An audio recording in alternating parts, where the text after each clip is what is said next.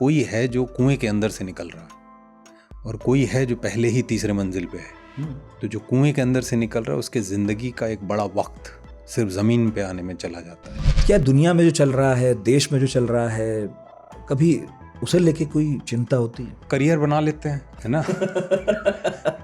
History तो वो लिखते हैं जो कामयाब होते हैं। आप अगर कामयाब नहीं होते तो क्या कर रहे होते? दिल टूटा, कोई जीवन देवदास के तरीके से निकाल देता है और कोई बस निकला अगले बुधवार को जो है दूसरी गाड़ी में सफर कर रहा है। मुझे म्यूजिक का कुछ नहीं पता, मैं बोल रहा हूँ। यहाँ अफवाह फैली हुई है कि आप शास्त्रीय संगीत में। नहीं भाई, अब कोई कुछ भी बना दे उसका मैं क्या करूँ। अगली अगली है बीवी, अगली अगली है दे दे, अगली अगली है दे दे, UGLY। आ जाओ हाँ, वरुण 11 में विनीत से मिला था। 2010 में ही मेरे ख्याल से गैंग्स ऑफ वासेपुर की शूटिंग शुरू हुई थी। मुझे तो लगता है ये शो मेरे माथे पे लिखा हुआ था। वो ज्वालामुखियों का धम धम धम धम फटना, ये मेरी आवाज जो तुम सुन पा रहे हो, जिस रोशनी में तुम मुझे देख पा रहे हो, ये सब हुआ कैसे, क्या है ये ट्रिक्स? अरे इसी को तो कहते हैं भैया फिजिक्स। वाह। हेलो बच्चों,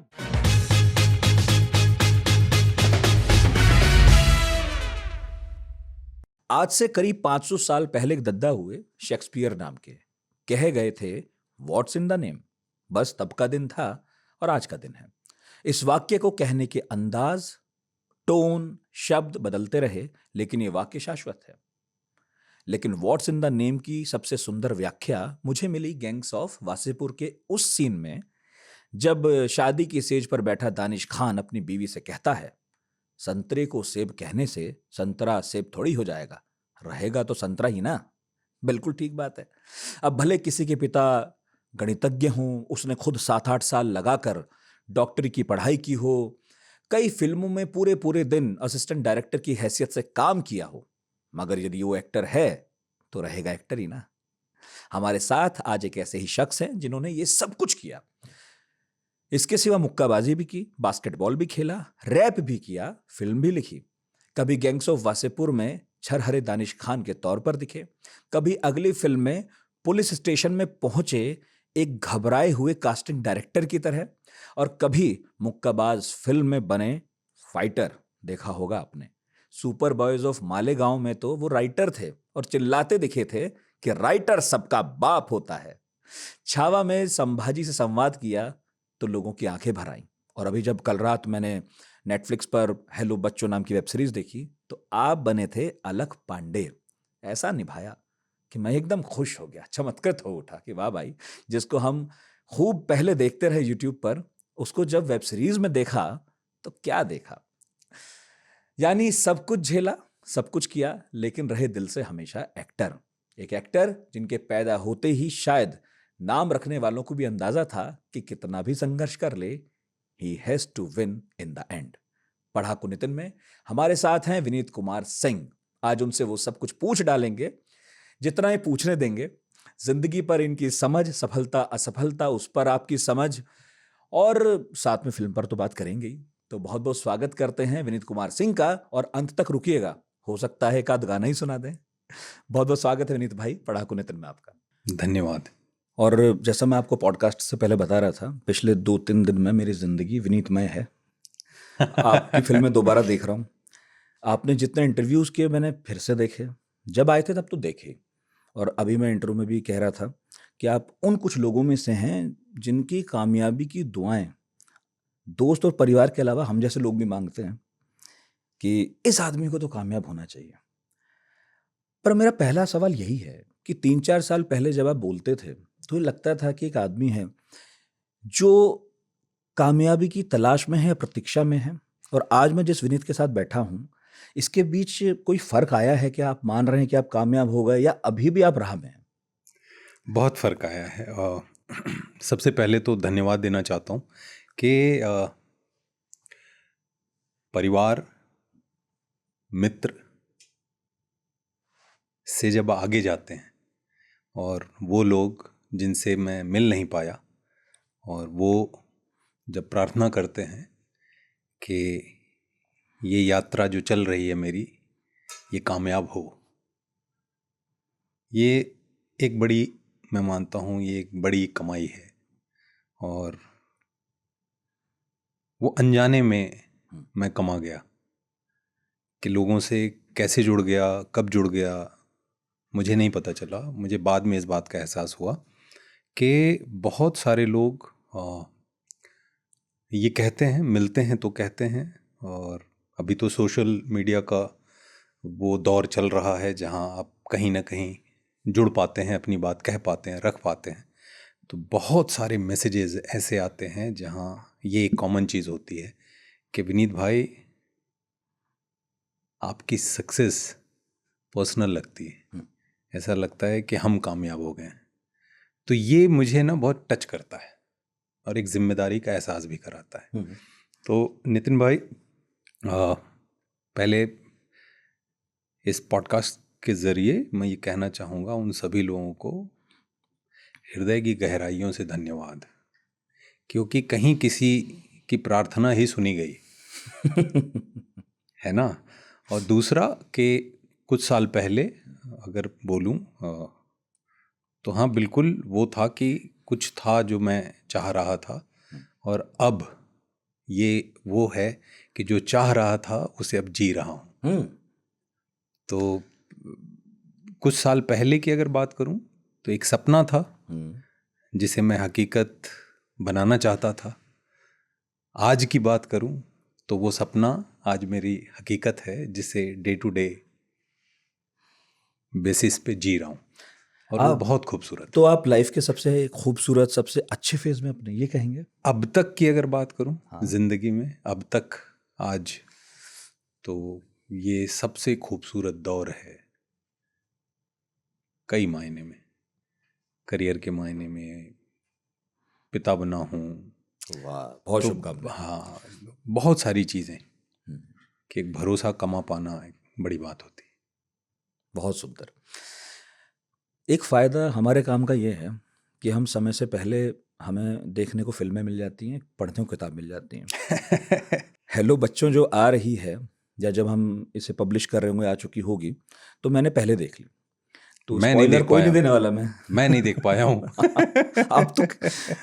अब तो आप देखेंगे जब उसके मीम्स निकलेंगे, जब उसकी छोटी छोटी रील कट के निकलेंगी, फिर आप देख ही लेंगे, फिंगर्स क्रॉस। जब तक आपको समय मिलेगा। लेकिन मैंने एक चीज़ महसूस की जब मैंने मुक्काबाज देखी थी, और जब मैंने हेलो बच्चों देखी, और हेलो बच्चों के ज़रिए मैंने अलख पांडे की ज़िंदगी थोड़ी सी समझने की कोशिश की, तो मैंने ये पाया कि विनीत सिंह की जो ज़िंदगी है वो उससे कोई बहुत अलग नहीं दिखी। मतलब अब आप बताओगे इस जवाब में कितनी अलग है, लेकिन मुझे लगा कि जो मुक्काबाज में है विनीत, उसमें भी एक आग है, वो खुद को साबित करना चाहता है, एक संघर्ष से गुजर रहा है। इसी तरह हेलो बच्चों में भी जो विनीत है वो उतना आक्रामक तो नहीं है, लेकिन अंदर से वो जल रहा है, उसे कुछ बदलना है। पिता के साथ भी लगभग वैसे ही समीकरण है। तो आपकी असल जिंदगी में आप हेलो बच्चों के अलख पांडे से कितना अलग या कितना सेम है?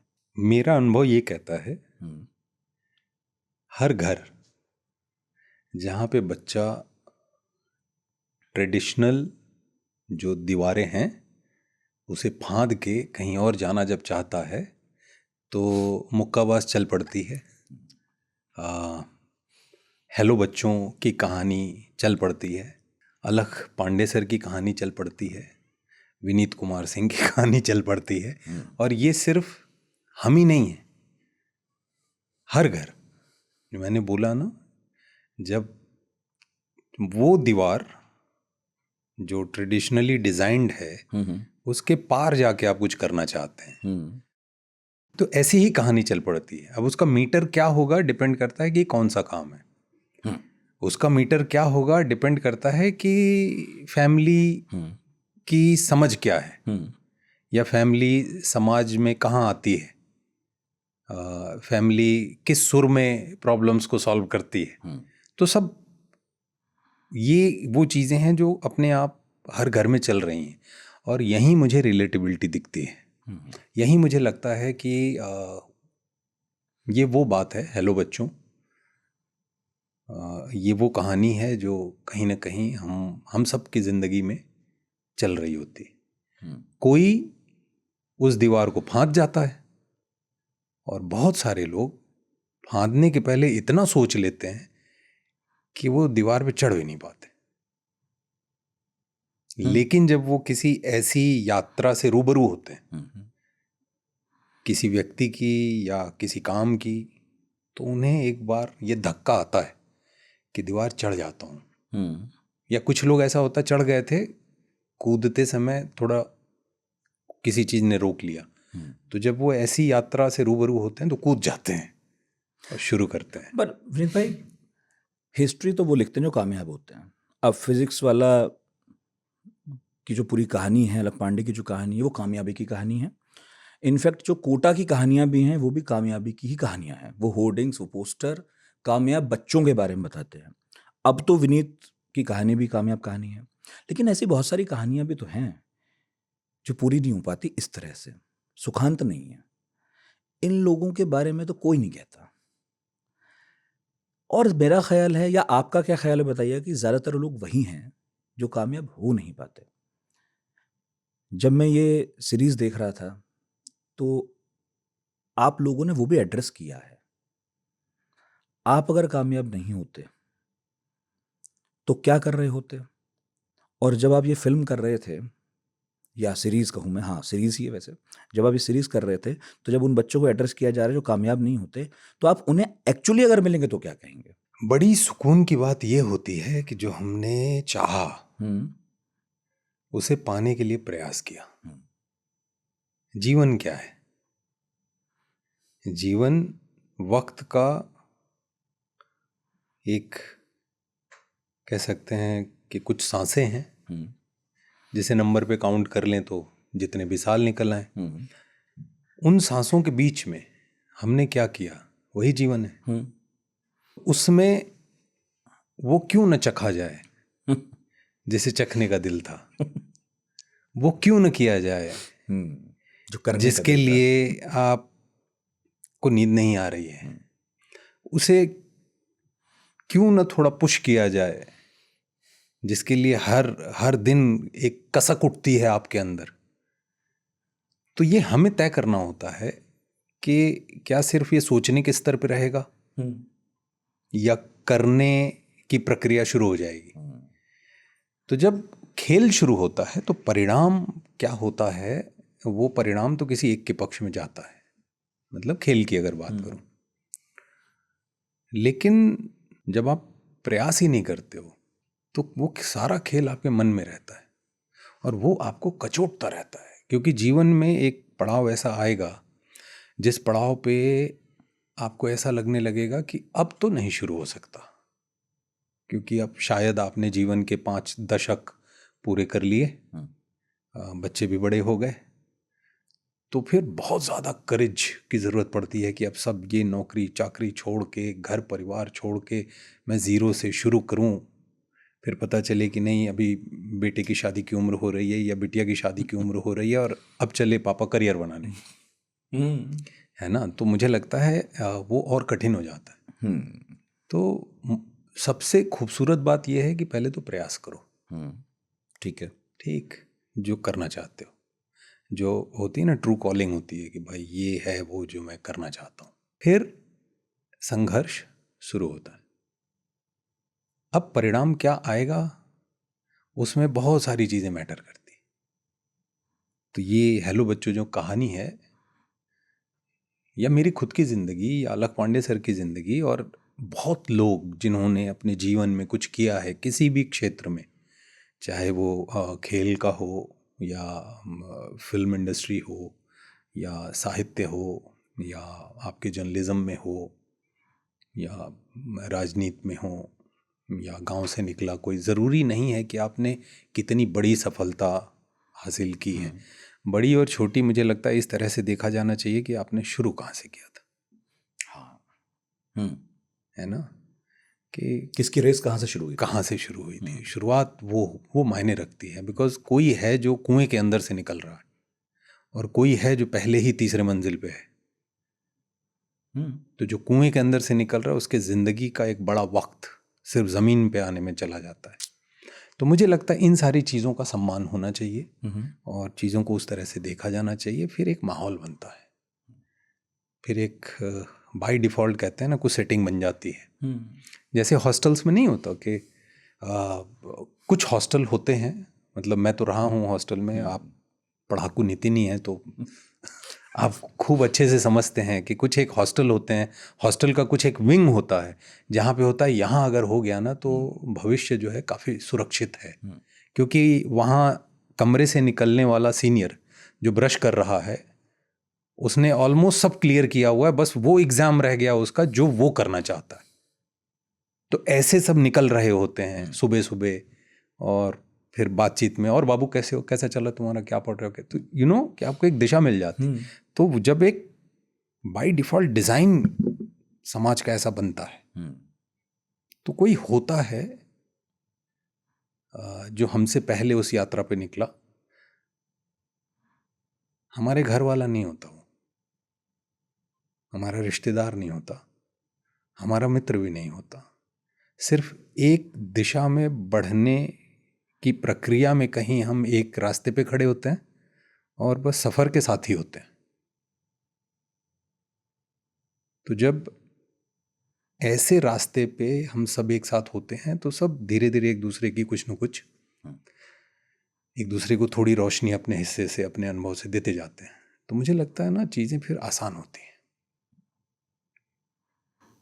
हाँ, सबकी जिंदगी में कोई ना कोई, मैं ये मानता हूँ, हाँ। क्योंकि मुझे खुद भी बहुत लोग मिले ना ऐसे। आप डॉक्टर हैं? जी आपने भी तैयारी की थी? जी आप भी ऐसी दौर से गुजरे थे क्या? बिल्कुल कर, मुझे तो लगता है ये शो मेरे माथे पे लिखा हुआ था। बहुत सारी कॉमन चीज़ें हैं। हाँ, अगर बात उधर जाएगी तो शेयर करेंगे। उधर ही ले जा रहा हूँ मैं। मोड़ दी मैंने गाड़ी। मैं सच में आपको ईमानदारी से बता रहा हूँ, जब लोग इस सीरीज को देखेंगे और अगर उन्होंने आपके इंटरव्यूज पहले देखे हों तो, और नहीं देखे हों अगर फिर पहुंचेंगे, तो यकीनन वो ये पाएंगे कि शायद ये वेब सीरीज आपकी ज़िंदगी के ज़्यादा करीब है। मुक्काबाज के बाद शायद यही है। आप मानते हो ऐसा? बहुत सारी चीज़ें ऐसी हैं। एक बड़ा पक्ष है जो ऐसा है, जहाँ कॉमन अगर मैं बोलूँ तो एक तो पढ़ाई लिखाई। पढ़ाई लिखाई तो ठीक है, क्या तैयारी का स्ट्रेस भी था? तैयारी किस चीज़ की? कि भाई कोई अच्छी पढ़ाई करनी है। आपके तो पिताजी भी बाकायदा पढ़ाकू ही थे, पढ़े लिखे लिखते थे वो तो। हाँ, वो मैथमेटिशियन है, तो पढ़ाई के लिए तैयारी नहीं करनी थी। मुझे तैयारी इसलिए करनी होती थी कि मतलब भैया पढ़ना है ना। तो लेकिन हाँ, मैं पढ़ना चाह रहा हूँ, उसके लिए मतलब वो एक कहीं प्रिविलेज हमेशा रहा कि पढ़ाई लिखाई मिली है, विरासत में ही मिली है। तो इस तरीके से बहुत सारी चीज़ें मुझे लगता है ये सीरीज़ में जो किरदार मैं कर रहा हूँ, तो काफ़ी कुछ चीज़ें हैं जो मैं जी चुका हूँ। बहन भी हैं उसमें? हाँ, बहन भी हैं, और शहर भी दोनों बहुत दूर नहीं है। वो प्रयागराज के हैं, मैं वाराणसी का हूँ। 125 किलोमीटर की दूरी है ना। गंगा दोनों शहरों को जोड़ती हैं, है ना, गंगा नदी। तो बहुत कुछ है जो कहीं ना कहीं आपने जो बोला वो सही है। जब आप ये डॉक्टरी कर रहे थे तो आपको बनारस छोड़ना पड़ा? बिल्कुल। आप तैयारी तो मैंने अपने शहर से ही की थी, शहर से वो नहीं गया था। बाद में जब मेडिकल कॉलेज में एडमिशन हो गया तो मैं बीएचयू में था। हाँ, बीएचयू में एडमिशन लिया था। एडमिशन इसलिए लिया था जो मैंने हॉस्टल की बात की ना कि विंग, कि करेक्ट विंग में होते हो तो वहीं के हैं। तो मेरा ये था कि मैं जाना चाहता था एनएसडी। तो वो सब जब पता किया था तो ये था कि आप ग्रेजुएट होना ज़रूरी है। तो सेशन सबसे ज़्यादा करेक्ट बनारस में बीएचयू का था। बोला यहाँ एकदम करेक्ट टाइम पे ग्रेजुएट होके मैं भागूंगा। तो मेरा ये अपनी वो तैयारियां चल रही थी जो एनएसडी के लिए ज़रूरी थी, और तब तक ये सीपीएमटी का रिजल्ट आ गया और हो गया फिर। हाँ, आसानी से हो गया। हाँ, मतलब थोड़ी मेहनत अटके थी और नहीं, थोड़ा फंसे नहीं, नहीं, एक ही कोई attempt- दुविधा नहीं बीच एक में? ही अटेम्प्ट दिया था और हो गया। और नहीं, पूरी पढ़ाई भी आराम से हो गई? हाँ, पढ़ाई मतलब काफ़ी मेहनत से, बिकॉज मैं करनी पड़ी। हाँ, भाग भाग के ये था कि मैं निकल जाना चाह रहा था मुंबई, हाँ हाँ। और दूसरी तरफ पापा को प्रॉमिस किया था कि पढ़ाई छोड़ूंगा नहीं। तो वो होता है ना, एक वादा निभाने की एक वो है थोड़ी, तो उसमें पढ़ता चला गया। जब भी होता था मुझे हमेशा लगता था कि मैं डायरेक्ट जाऊं, मैं कर लूँगा। जब भी सोचा था कि नहीं मेडिकल कॉलेज में जाऊं ताकि मुंबई में अगर कुछ ऊपर नीचे हुआ तो मैं शाम को प्रैक्टिस कर लूँगा। और उस समय at that time I was 15 साल जब मेडिकल के लिए सोच रहा था।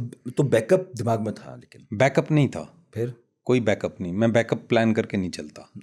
लगता है वो बाहर से देखने पे लगता है। आप जब वो सवाल अब लगता है यहाँ से देख के? हाँ, वो नहीं, बाहर से देख के सबको लगता है कि बैकअप था। बैकअप नहीं था, वो ये था कि सर्वाइवल के लिए एक ज़मीन थी कि मुझे जाना ही था। मैं इतना डिटर्मिन था कि मुझे जाना ही है। तो मुझे ये था कि जाऊंगा अगर मुंबई, तभी बम्बई थी, कि जाऊंगा तो वहाँ बने रहने के लिए जो बुनियादी ज़रूरतें हैं उसके बगैर आप कैसे बने रहोगे। तो जब आई वॉज लाइक 13-14 साल, तभी ये समझ आने लग गया था ये काम मुझसे होता है कुदरती। एज एन एक्टर जो भी करता हूँ बड़ी खुशी मिलती थी। बाकी कोई पैमाना नहीं था, पैमाना यही था कि खुशी बहुत मिलती थी इस काम में। तो मैंने ठान लिया था कि यही है जिसे जीना है जीवन में। अब मैं रास्ते ढूंढ रहा था। तो मेडिकल का मुझे इसलिए समझ आया कि डॉक्टर्स रात को प्रैक्टिस करते हैं। बाकी चीज़ें उस समय मुझे यही लगता था कि दिन में नौकरी होती है ना, ये काम रात में भी हो जाता है। तो रात में मैं प्रैक्टिस कर लूँगा, दिन में जो है एज एन एक्टर जो फिगर आउट करना है करता रहूँगा। तो ये उस समय की समझ के हिसाब से ये प्लान था और इसे मैंने क्रैक किया। जब मेडिकल कॉलेज में गया और चीज़ें समझ आने लग गई, मतलब 17 साल की उम्र थी, और जब गया तो समझ आने लग गई कि यार ये मैंने लंबा रास्ता ले लिया है। मैंने इनफैक्ट मेडिकल कॉलेज हरिद्वार चुना भी इसलिए था कि वो दिल्ली से सबसे ज़्यादा करीब का मेडिकल कॉलेज उत्तर प्रदेश, उस समय उत्तर प्रदेश उत्तराखंड अलग नहीं हुए 2000 से पहले की बात। यहाँ। तो मैंने चुना इसलिए था हरिद्वार कि वो मेडिकल कॉलेज हमारे प्रदेश में दिल्ली के NSD के सबसे करीब था। तो मैं फ्राइडे बस लेके दिल्ली भाग जाता, भाग के पहुंच जाऊंगा। तो पर्पज़ वहाँ जाने का ये था कि मैं दिल्ली के थोड़ा करीब हूँ, मतलब 5 घंटे करीब हूँ। तो मेरे लिए 5 घंटा ऐसा लगता था कुछ नहीं, मैं तुरंत। क्योंकि जब एक चीज़ और मैंने महसूस की कि अगर आपके सपने बड़े हों तो छोटी मोटी दीवारें तो दीवार लगती नहीं। ये तो है। जब जाना मुंबई हाँ, हो। अच्छा, अदरवाइज टोककर पूछ रहा हूँ। हाँ, अदरवाइज हाँ, हाँ, दिमाग में तब था जब आप दिल्ली और हरिद्वार की दूरी दिमाग में गणना कर रहे थे, तब ये था कि जाना तो मुंबई है। हाँ, अच्छा। क्योंकि मुझे ये था कि पापा को प्रॉमिस कर दिया था और पढ़ाई नहीं छोड़ूंगा, और थिएटर का एक्सपोजर मुझे चाहिए था। मेडिकल कॉलेज में था तो अब NSD में दाखिला ले नहीं सकता था। मेडिकल पढ़ाई लंबी होती है, 4.5 साल प्लस 1 साल इंटर्नशिप, 5.5 साल UG के लिए, और मैं PG भी कर गया तो 3 साल और।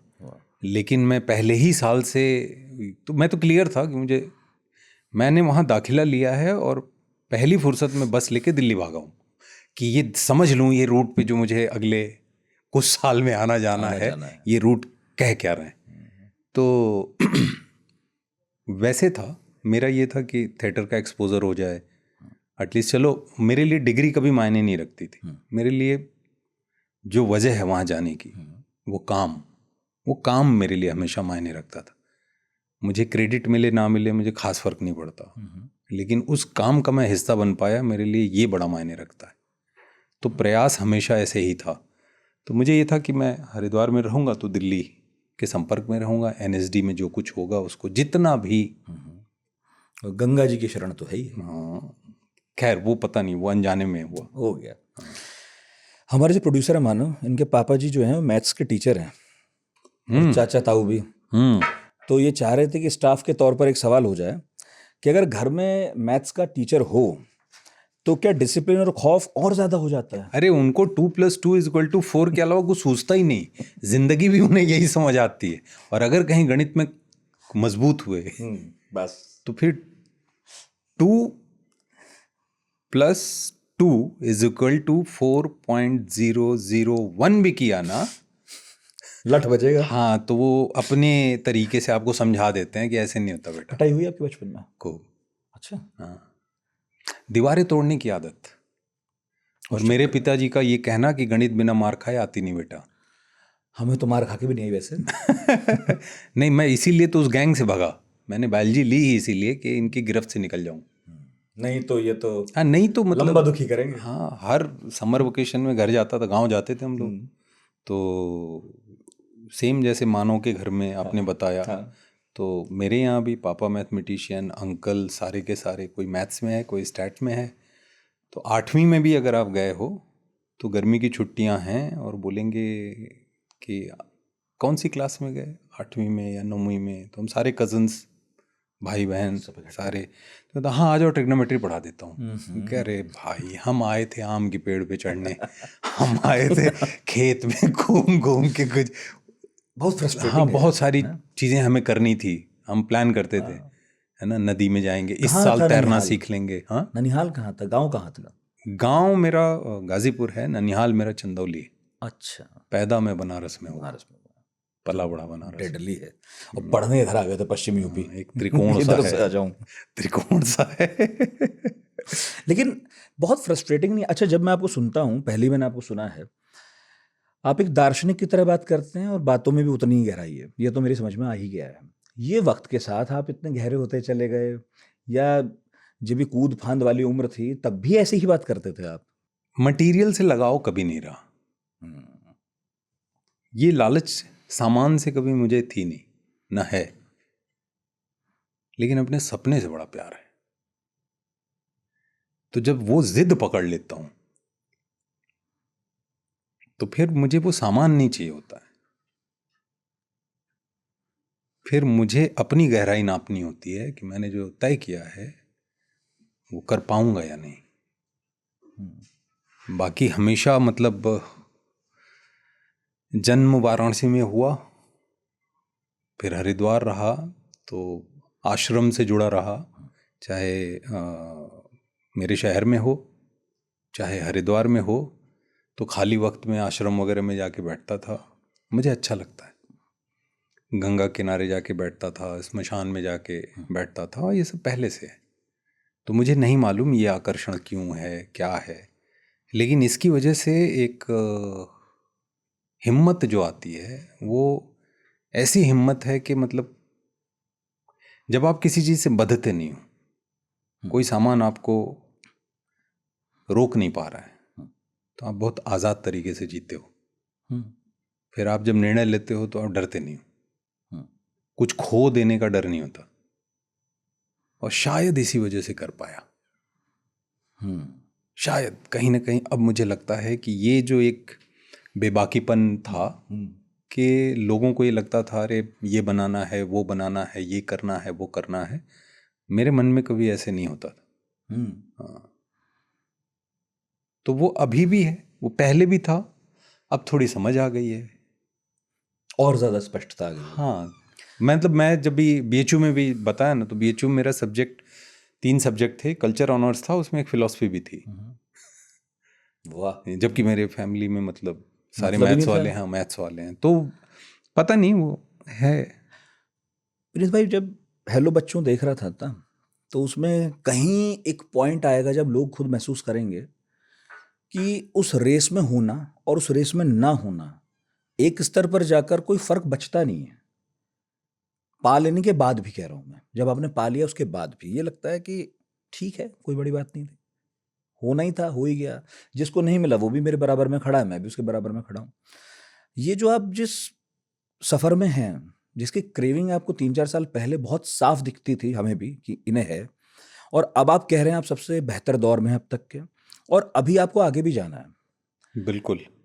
मुझे ये समझना है आपसे कि आपको कभी कभी ये डर नहीं लगता है कि इतनी मेहनत करके अगर मैं अपने शीर्ष या चरम पर पहुंच भी गया, उसके बाद मुझे यही तो एहसास होना है कि ना भी होता तो क्या ही था, इतनी मेहनत करके पहुंचे तो क्या ही है। तो जब किसी का इतना दार्शनिक टिल्ट हो तो कई बार ये घबराहट भी तो होती है कि मैं सब कुछ यूं ही तो नहीं कर रहा, व्यर्थ ही तो नहीं है। प्रभु ने जीवन, अब देखिए आप उस दिशा में लेके जा रहे हो। प्रभु ने जीवन दिया है तो जीवन को इस तरह से जिया जाए कि ये मलाल ना रहे कि हमने कोशिश नहीं की। जब अंदर से ये धक्का आएगा कि नहीं कोई और यात्रा शुरू की जाए, तो बिना किसी झिझक के वो यात्रा शुरू कर दूंगा। लेकिन अभी बहुत स्पष्ट है कि मैं जो निकला हूं उसकी दिशा क्या है, तो वो मुझे करना है, उसमें मुझे रस आता है, उसमें खुशी मिलती है, आनंद आता है, तो बस किए जा रहा हूं।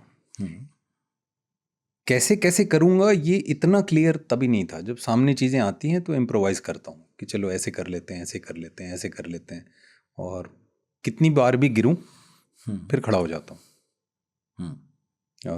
फिर से खुद को जोड़ के आगे बढ़ जाता हूँ। तो ये ही है जो आपको बचा के रखता है। जब बहुत ज़्यादा हम परिणाम के बारे में सोचने लगते हैं तो दोनों चीज़ें होती हैं। एक तो जो आपने बोला कि सब पहुंच ही गए, सब हो ही गया तो क्या, तो जिस दिन वो घटना घटेगी मेरे अंदर तो मैं पूछने भी नहीं आऊँगा किसी को, है ना। हाँ, जब घट जाएगी तब हाँ, क्योंकि वो घट बहुत, गई। हाँ वो अंदर महसूस हो रहा है। दूसरा, जब आप बहुत ज़्यादा सोचने लगते हैं परिणाम के बारे में तो खड़ा होता है डर। डर की ऐसी दीवार जो आप ही तय करते हो कि कितनी ऊंची होगी। क्योंकि मैंने देखा है कुछ लोग अपने शहर से दूसरे शहर में जाने में डरते हैं, कुछ लोग गांव से शहर जाने में डरते हैं, कुछ लोग छोटे शहर से बड़े शहर जाने में डरते हैं। मैं जानता हूं ऐसे लोगों को। कुछ ऐसे हैं जो इस चक्कर में हैं कि मार्स पे निकल जाऊं, सच है, पूरा जीवन झोंक दिया उसी के पीछे। सच है। तो ये हम तय करते हैं। कहीं कोई सर्टिफिकेट नहीं है, कोई फॉर्म नहीं भराया जा रहा है कि आप इस लेवल तक डरोगे, आपने साइन किया है तो ये डर को बरकरार रखना खुद के मन में, आपके अंदर है, कल्पना में। तो आप कौन से परिवेश में पले बढ़े हैं, आपके आसपास किस तरह के टीचर आपको मिले हैं, चाहे माँ बाप के रूप में, भाई के रूप में, पड़ोसी के रूप में और टीचर के रूप में, कहीं ना कहीं उनका योगदान होता है। और आप स्वयं, आप खुद भी तो एक जीवन भर, मुझे लगता है कि आप चाहो तो पूरी ज़िंदगी एक स्टूडेंट के जैसे सीखते हुए जीवन को जी जाओ। उसमें बड़ा रस होता है ना, क्योंकि आप जब जीते हो तो कुछ शेयर भी कर पाते हो, क्योंकि पीछे से भी कुछ बच्चे आ रहे होंगे। तो ये डर, ये डिपेंड करता है कि आप सोचते क्या हो परिणाम के बारे में। अगर सिर्फ परिणाम मायने रखता है तो संभावना है कि आपको डर बहुत लगे। मैंने देखा है, जोर से आवाज़ आती है, कुछ लोग छिप जाते हैं।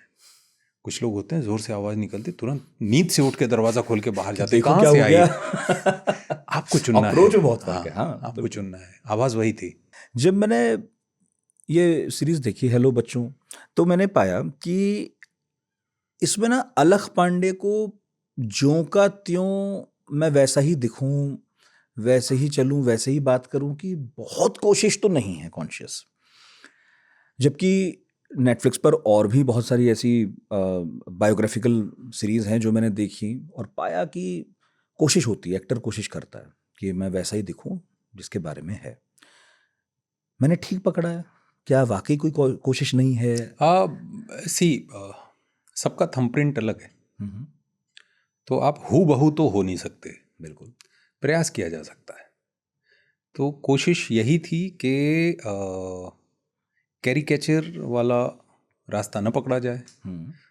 TVF के जो फाउंडर हैं और जो क्रिएटिव लोग हैं वहाँ, उनसे भी जब बात हुई, डायरेक्टर से भी जब बात हुई, तो अरुणाभ, शेरी, इन लोगों का बड़ा क्लियर था कि जो मकसद है, जो काम का इम्पैक्ट है, वो ईमानदारी से आना चाहिए। बाकी चीज़ें हम प्रयास करेंगे जितना हम उसके आसपास रह के करें, बट ये नहीं करना है कि नहीं ऐसे ही एकदम हो जाते हैं, बिकॉज वो कद काठी का फर्क तो है, ठीक है, लेकिन वो जो अंदर से जो एक मकसद होता है किसी किरदार का, जीवन जीने का जो तरीका होता है, उस पे कॉम्प्रोमाइज नहीं किया जाएगा। तो वो हम लोगों ने प्रयास किया कि आत्मा पकड़ो आप, हाँ, कि वो जिंदा रहे, वो जिंदा रहे। बाकी चीज़ें अपने आप ऐसी हो जाएंगी कि लगेगा, खुद ब खुद लोगों को लगने लगेगा कि नहीं यार हम वही देख रहे हैं। अगर हम बाहर से सिर्फ ओढ़ के चलना चाहेंगे तो आत्मा गुम हो जाएगी, बाहर वाली चीज़ें आ जाएंगी, फिर ये लगेगा कुछ मिस हो रहा है। तो हमने कोशिश ये की कि वो जो अंदर का है सोल वो इंटैक्ट रहे, बाकी चीज़ें तो ठीक है, टीम है, 19-20 चलेंगे। हाँ, हेयर है, मेकअप है, कॉस्ट्यूम है, वो कुछ करेंगे। और थोड़ा उस समय एक प्रयास ये था कि हाँ जिम विम छोड़ दी जाए, थोड़ा खुल के खा पी लिया जाए, है ना, कि वो आज़ादी। आपने तो वैसे भी पिछली जितनी बार फिल्में की हैं, जो भी किया है, उसमें साफ पता चलता है कि कितना शरीर से कितना काम किया होगा उसमें, जो तैयारी है वो भयानक है। तो पहली बार शायद आपको मौका मिला होगा कि मतलब थोड़ा खाने में कुछ भी आ रहा है तो मैं सवाल नहीं करता, मना नहीं करना, हाँ, कि एक दो मिठाई और दे दो। अलख से मुलाकात हुई जब सब बन गया, उसके बाद मिले वो? शुरू करने के पहले भी मिला। मैं, अरुणाभ, हम सारे लोग, डायरेक्टर और सब लोग, हम लोग मिले, काफ़ी वक्त बिताया। मेरे लिए ज़रूरी ये था कि जो चीज़ें अवेलेबल हैं ऑनलाइन वो तो है, मुझे वो जानना था कि व्यक्ति परिवार में कैसा होता है। मुझे ये जानना था कि जब कैमरा नहीं होता तो व्यक्ति कैसा होता है, क्योंकि वो जीना था। तो वो कहीं मुझे खोजना था, और वो वाली वीडियोस नहीं हैं। पढ़ाते हुए है, ज्ञान की बातें करते हुए है, बहुत कुछ है। कुछ जर्नलिस्ट की मदद से कुछ पॉडकास्ट और इंटरव्यूज़ भी हैं, बट उसमें जीवन का वो हिस्सा देखने को नहीं मिलता मुझे में खुला होता है, हाँ, जहाँ पे आप कोई सेंसर नहीं लगा है। तो वो हिस्सा मुझे थोड़ा तलाशना था और मुझे वो मिला। उन्होंने कुछ बताया अपने बारे में? हाँ, खुल के। इतनी बातों का तो जरूर ख्याल रखना, मैं ऐसा हूँ। बहुत सारी चीज़ें हमने खूब बात की, बहुत सारी रिकॉर्डिंग मेरे पास घंटों घंटों की है। तो मुझे वही समझ आया कि जो व्यक्ति किस तरीके, एक होता है ना तासीर किसी चीज़ की, तासीर को जिंदा रखना है, मुझे वो समझ आ गया था वो क्या करना है मुझे। मैं और मानव जब तैयारी कर रहे थे आपके आने की, ऐसी कोई ख़ास तैयारी तो नहीं थी, क्योंकि हम आपको बहुत वक्त से देखते, सुनते, पढ़ते रहे। मतलब पढ़ने का मतलब फिल्में पढ़ते रहे। हमें ना एक सवाल ये भी पूछना था कि आजकल ये चर्चाएं बहुत हैं कि जब आप किसी किरदार को निभाते हो तो आप उसकी बहुत इंटेंस तैयारी करते हो, और फिर जब मैंने देखा कि आपने मुक्काबाज की तो बहुत भयानक की, फिर आप उसमें रहते भी हो, और जब तक फिल्म आती है या वेब सीरीज आती है उसके बाद भी थोड़ा वक्त तक तो रहते ही होंगे, और जब दूसरा प्रोजेक्ट मिलता है फिर आपको उससे स्विच करके दूसरे में जाना होता है। तो विद्वानों में मतभेद है, कुछ कहते हैं कि ऐसा कुछ नहीं होता, ये सब कहने की बातें होती हैं, इतनी भी कोई मेहनत नहीं होती है, हो जाता है। कुछ का कहना नहीं भाई ऐसा होता है, आप अंदर से वैसा महसूस करते हो, अचानक से वो चोला उतार के दूसरा पहन लेना इतना आसान नहीं होता। तो हमें लगा सबसे अच्छे बताने के हिसाब से आदमी आप ही मिलेंगे हमें, जो ये बताए कितना वक्त लगता है पिछला चोला उतारने और नया पहनकर वैसा महसूस करने में। व्यक्ति पे निर्भर करता है, और सबसे पहले तो मैं ये बोल रहा हूँ, मैं कोई इसका विद्वान नहीं हूँ, मेरा अपना ये व्यक्तिगत अनुभव है, और हर किसी का अपना व्यक्तिगत अनुभव होता है, हर किसी का अपना तरीका होता है। कि एक कॉमन सी चीज़ है कि आप कितने तैयार हो, क्योंकि तैयारी यूं नहीं होती कि 6 महीने में आप तैयार हो गए, बरसों की तैयारी होती है। आप तैयार हो चुके होते हो और फिर आप जाते हो, बहुत आसानी से कोई चीज़ हो जाती है, क्योंकि आप बहुत समय से अपने ऊपर काम कर रहे थे, जाने में अनजाने में आपकी जीवन शैली कुछ ऐसी हो गई कि आपको आदत सी लगी हुई है पढ़ने की, देखने की, उसको उस तरह से देखने की, उसको उतारने का प्रयास करने की खुद में, तो वो व्यक्ति व्यक्ति पे निर्भर करता है। बाकी ये जैसे जीवन में होता है कि कोई घटना घटती है, किसी को 10 मिनट में फुर्सत मिल जाती है, कोई 2-4 साल निकाल देता है। जैसे अगर आज की जनरेशन के हिसाब से बात करूं, दिल टूटा कोई जीवन देवदास के तरीके से निकाल देता है, और कोई बस निकला अगले बुधवार को जो है दूसरी गाड़ी में सफर कर रहा है। तो ये आपका तरीका है। हाँ। ठीक है, बहुत जीवन दोनों सही बात है, जीवन दोनों जी रहे हैं। कोई मैथमेटिक्स का फॉर्मूला नहीं है कि G = 9.8 मीटर पर सेकेंड स्क्वायर ही होगा, ऐसा नहीं है। आपने किस तरीके से देखा, किसी और एक्टर ने किस तरीके, और किस पे क्या वर्क करता है, सबका अपना तरीका है किरदारों को अप्रोच करने का, जीने का। एक्टर टू एक्टर डिपेंड करता है। इससे जुड़ा एक और सवाल है, बस छोटा सा, वो मैं ये जानना चाह रहा था, और कि क्या ऐसा भी होता है कि जैसे बहुत इंटेलेक्चुअल है कोई एक्टर, बुद्धिजीवी है, बहुत पढ़ता है, ट्रैवल करता है, ऑब्जर्व करता है, और थोड़ा बहुत दार्शनिक भी हो, तो क्या उसमें थोड़ा बहुत वो खुद बचा रह जाता है जब भी कोई किरदार करता है, और एक दूसरा एक्टर है जो उतना इंटेलेक्चुअल नहीं है, थोड़ा सा, मतलब किसी को मैं रिस्पेक्ट नहीं कर रहा हूँ, लेकिन थोड़ा सा ये है कि कम दिमाग लगाता है, वो जल्दी स्विच हो जाता होगा, मे बी उसमें थोड़ा कम होता होगा, ऐसा कभी कुछ होता है क्या? अगेन मैं वही बोलूँगा कि एक्टर टू एक्टर डिपेंड करता है। बहुत पढ़े लिखे लोग भी बड़े वाहियात एक्टर हैं। ठीक है, पढ़ाई एक्टिंग की फिर भी शायद गहराई उतनी नहीं हो पाती, क्यों के रास्ते पे नहीं जाते। इसके लिए मैं बस यही बोलूँगा कि आपको आइंस्टीन नहीं पढ़ाया हो, ठीक, लेकिन 60 के 60 लोग एक बराबर नहीं निकल पाते। तो यही मैं कह रहा हूँ, किस में कितनी पात्रता है ले पाने की, उस पर डिपेंड करता है। किसकी भूख कितनी है, उस पर डिपेंड करता है।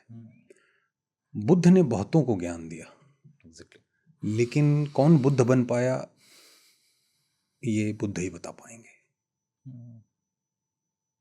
बुद्ध तो राजा के बेटे थे, सिद्धार्थ थे। उनके अंदर भूख थी कि राजा के बेटे से आगे जाके कुछ करना चाह रहा हूं, तो बुद्ध बन गए। उन्होंने खोजा, कितनों को उन्होंने देने की कोशिश की होगी, लेकिन पता नहीं वो बन पाए नहीं बन पाए, इसकी जानकारी मुझे तो नहीं है। लेकिन जितना मैं जीवन जी पा रहा हूँ, जितना देख पा रहा हूँ, डिपेंड करता है किसके अंदर वो भूख है, वो बहुत कुछ तय करती है। बाकी हाँ, टैलेंट वगैरह के बगैर तो नहीं होता, मतलब ज़मीन उपजाऊ होनी ही चाहिए, फिर किसान काम आता है, फिर किसान का ज्ञान काम आता है ना। तो सारी चीज़ें जुड़ी हैं, ऐसा नहीं है कि एक ही चीज़ है जिससे सब हो जाता है, बहुत कुछ मिला के तब जाके कुछ होता है। जीवन मुझे लगता है यही है, एक्टिंग भी यही है। हाँ। और आप बहुत भार स्वरूप मत लो, मैं भी सीख ही रहा हूँ एज एन एक्टर, मुझे लगता है मैं भी सीख ही रहा हूँ, और मैं अपने तरीके से कुछ चीज़ें करने की कोशिश करता हूँ। अब जैसे पता नहीं, अब मैं नहीं बोलना चाह रहा था बट अभी बोल ही देता हूँ कि हेलो बच्चों का जो हेलो बच्चों है, मैंने कोशिश की है कि वही अलग बोलूँगा। आप अगर ध्यान से सुनेंगे और वो ठीक है, बोलता ही हूँ। शुरुआत ही है, शो का नाम पहले से ही हेलो बच्चों है, और वो जब पढ़ाते हैं तो शुरू ही करते हैं, तो उनके बोलने का सुर ये है, हेलो बच्चों। बच्चों जो है लंबा जाता है, हेलो छोटा है। मैंने हेलो लंबा रखा है, और के कोशिश ही मेरी ये थी कि नहीं, बात वही होगी, शब्द वही होगा, भाव वही होगा, एक तरीका अलग करता हूं। तो जो एकदम शुरू ही होता ना उनकी क्लास, हेलो बच्चों ऐसा करके, तो हेलो छोटा है, बच्चों बड़ा है। यहाँ आप सुनोगे तो मैंने हेलो लंबा रखा है, बच्चों भी लंबा रखा है, कि अपने तरीके से कोशिश तो करो, लेकिन वो सोल जो है वो इंटैक्ट रखनी है। अब आप ऐसी बात पूछ रहे हो, मेरा मन भटकने का हो रहा है इस पॉडकास्ट में, लेकिन मुझे पता है लिमिट है। मुझे रॉबर्ट डाउनी जूनियर की फिल्म याद है, चैपलिन।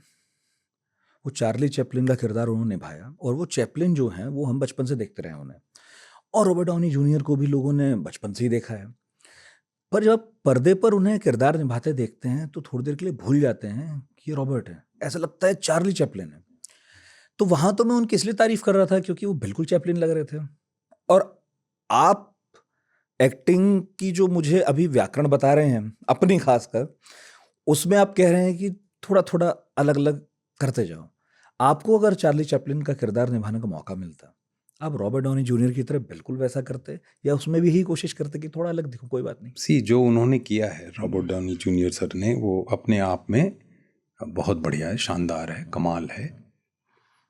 अगेन सबका अपना अपना तरीका है, और डायरेक्टर क्या चाहता है, थोड़ा वहाँ आज़ादी है या नहीं। बनाने वाले जो मैंने बोला, अरुणाब शेरी है ना, उन्होंने मुझे जो एक फ्रीडम दी, जो एक स्पेस दिया, तो उस पर भी बहुत कुछ डिपेंड करता है। मैं एज एन एक्टर उतना ही इधर उधर जा सकता हूँ जितना मुझे फ्रीडम मिलेगी। अगर डायरेक्टर बोलता है नहीं नहीं मुझे ये चाहिए, तो I will try for that only. आप एकदम से छोड़ दोगे तो मुझे ऐसा लगता है कि पता नहीं, दोनों चीज़ें हो सकती हैं कि उन्होंने जो कमा के दे दिया, अगर उनके पास और 50 साल का जीवन होता, उतनी ही ऊर्जा वाला, मतलब चार्ली चैपलिन की आयु लंबी थी, अगर उसमें आप 50 साल और जोड़ दो और वही ऊर्जा जो पीक की ऊर्जा उनकी थी, तो वो क्या खुद को रिपीट करते या कुछ नया खोज रहे होते? तो वहां तक पहुंचा दिया। कुछ कुछ हो पाएगा या देखते हैं ना, क्योंकि किसी ने दीवार यहां तक उठा ही दी है। एक ईंट रख पाऊंगा क्या मैं भी अपने हिस्से के हाँ, एक रख पाऊंगा क्या? हो सकता है टेढ़ी पड़ जाए, हो सकता है शायद टिके ना, या हो सकता है कि वो ईंट सही पड़ जाए। से मैं अगर मेरी बात करूं, मैंने अब तक जितना काम किया, कोई नई चीज़ जब आती है तो जहां तक पहुंचा हूं वहां से थोड़ा एक सांस और ऊपर जाना चाहता हूं। और मुझे लगता है जीवन का प्रयास वही है। नदी जहां तक पहुंची है, अगर ढलान और मिली तो नदी क्या करेगी? हवा जहां तक पहुंची है, अगर जगह और मिली तो हवा क्या करेगी? मछली जहां तक तैर के पहुंची है, अगर पानी और मिला तो मछली क्या करेगी? तो मेरा वो होता है कि कुदरत क्या सिखा रही है, तो क्या वो प्रयास कर सकता हूँ। लेकिन हाँ, वो सिर्फ मेरा प्रयास नहीं होता, वो कहीं ना कहीं, अगर मेरे काम की बात करूँ तो मेकर्स कितनी आज़ादी देते हैं, शुरू करने के पहले मुझे क्या ब्रीफ दी गई, वो सब पे बहुत कुछ डिपेंड करता है। क्योंकि मैं अपने मन के हिसाब से करूं, ऐसे लेकिन नहीं, हाँ, ये भी नहीं होना चाहिए हाँ, कि आप अपने मन से सब नहीं करो, किसी और कुछ की सोच के टेरिटरी में किया घुस गया गए। है ना। बहुत लोगों का एफर्ट लगता है, तो अगर वो है तो कोशिश होती है चलो थोड़ा सा और। आप राइटर भी हैं, है ना? हाँ बोलिए। हाँ, मतलब थोड़ा मोड़ा लिखता हूँ। ये कोई सवाल थोड़ा ही था, मुझे पता ही आप हैं, लेकिन आप रैप भी लिखते हैं। भाई साहब डॉक्टर भी हैं, दर्शन भी पढ़ लिया है, एक्टिंग तो कर ही रहे हैं, और कुछ बचा है? बहुत कुछ बचा है। यहीं इतने लोग हैं, इस कैमरे के पीछे जो खड़ा है वो मैंने नहीं किया है, आप जो कर रहे हैं वो मैंने नहीं बहुत किया। कुछ किया है। हाँ, मतलब तो वो डायरेक्शन में किया है। हाँ, बहुत काम है, बहुत बहुत, मतलब बहुत।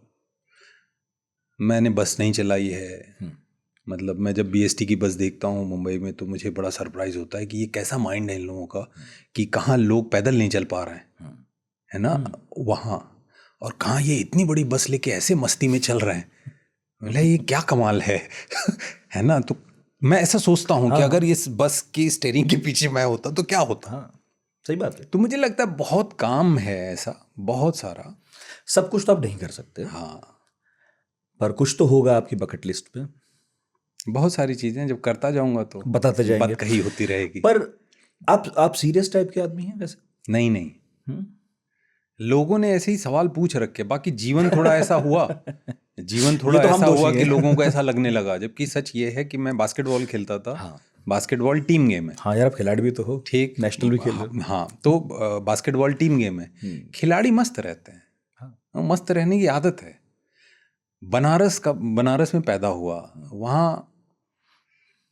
वहाँ के हवा में ना अध्यात्म और सार्केज्म दोनों बहता है।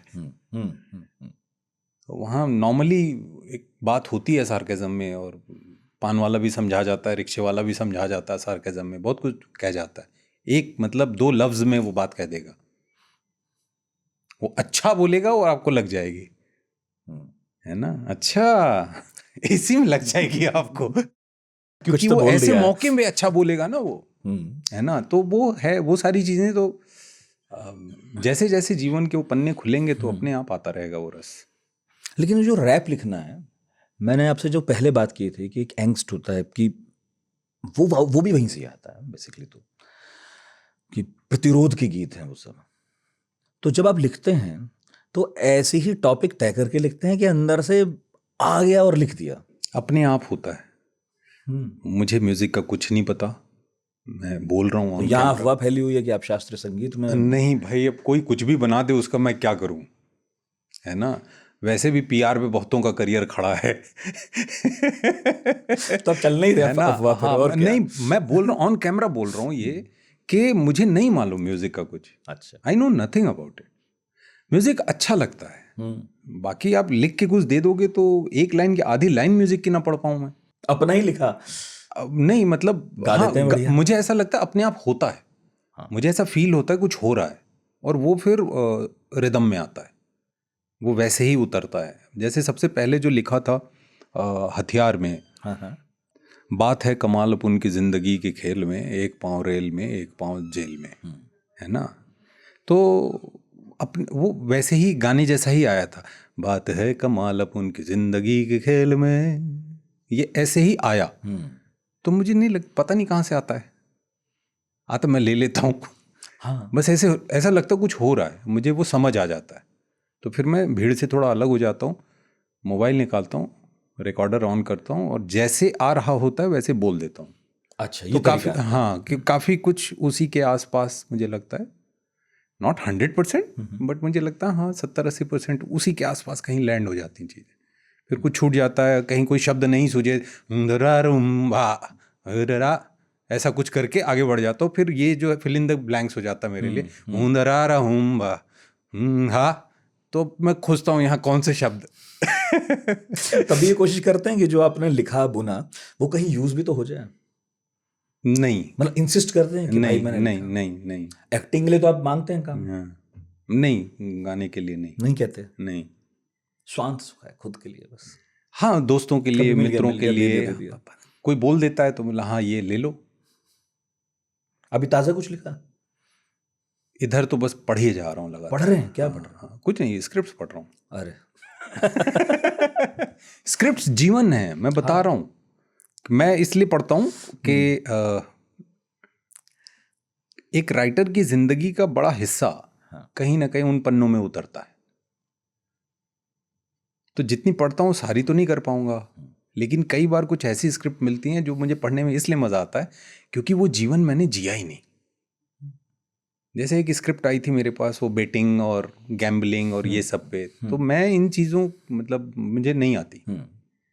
तो मैं यार ये मुझे बड़ा ही मतलब ये जानता ही नहीं हूँ, मतलब मेरे लिए इतना वो हर पन्ना ऐसा था जहाँ मुझे कुछ नया ही दिख रहा है। मैंने वो फिल्म नहीं की, लेकिन मैं पूरा पढ़ा और मुझे आज भी वो चीज़ें याद है। तो इसलिए भी पढ़ता हूँ। कई बार कुछ किरदार ऐसे मिल जाते हैं जो किरदार आपने सोचे ही नहीं थे, हाँ, तो मैं उसी के लिए पढ़ जाता हूँ। परवीन भाई, आप राइटर की बात कर रहे हो, उससे मुझे ना वो सीन याद आता है, वो अगली थी ना, अगली, जिसमें आपने बहुत लंबा इम्प्रोवाइजेशन किया है, उस पर बहुत बात हुई, आपने बहुत। उसमें भी एक गाना लिखा था। अच्छा, हाँ, क्या है उसके, अगली अगली है बीवी, अगली अगली है दे दे, अगली अगली है दे दे, UGLY, ऐसा मीठी मीठी दी टॉफी मीठी मीठी दी जड़ सबकी मैं काट के क्या कुछ तो भी था वो जैसा था फिल्म। अनुराग सर ने कुछ कुछ बोला, मतलब ठीक है देखते हैं।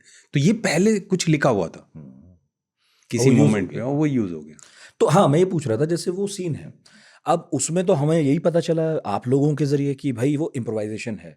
मैं जो कह रहा हूँ, साथी किरदार जो कह रहा, सब अपने अपने अपने हिसाब से बोल रहे हैं, बस हमें सिचुएशन पता है, थोड़ा ये पता है, थोड़ा वो पता है, उतना ही है। कई बार जब डायरेक्टर ये छूट लेता है या एक्टर को ये छूट देता है या एक्टर ही छूट ले लेता है, तो उसमें राइटर के लिखे की हत्या नहीं हो जाती? उसे भी तो बुरा लगता होगा। नहीं, बिल्कुल नहीं। नहीं लगता? ये मैं बिल्कुल मैं हमेशा बोलता हूँ किसी जो एज एन एक्टर किया, वो किया इसलिए कि किसी ने ऑलरेडी सब कुछ बनाया था। आप आते हो उसमें एक ब्रश मार देते हो क्योंकि आपको ऑलमोस्ट उसका कलर पता चल चुका है, सब कुछ आपको पता है। आपने 2 ईंट रख दी, तो मैं कभी क्लेम नहीं करता। मैं हमेशा ये बोलता हूँ ये क्रेडिट राइटर को है, ये क्रेडिट डायरेक्टर को है। राइटर को इसलिए क्योंकि उसने वो दुनिया गढ़ी थी। उसमें आके अगर कोई चीज़ मैंने की तो मैंने की, वो धक्का तो राइटर ने दिया था। फिजिकली भले वो उस समय ना हो, लेकिन उनके किरदार में पढ़ रहा हूँ, उनकी कहानी में पढ़ रहा हूँ, उनकी स्क्रिप्ट, उनके शब्द में पढ़ रहा हूँ, वही जीना है। तो अंदर से कहीं एक चोट पड़ जाती है, उस चोट की वजह से कोई शब्द निकल पड़ते हैं, या कोई एक भाव आपने तैयार कर दिया, वो भाव अपने तरीके से।